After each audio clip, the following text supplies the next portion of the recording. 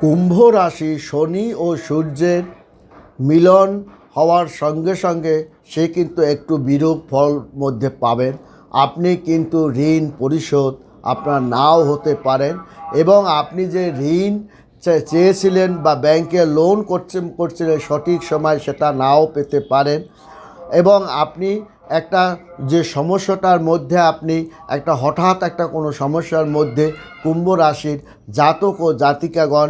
আপনার পড়ে যেতে পারে এবং তার কিন্তু অর্থনৈতিক একটা মানসিক কষ্ট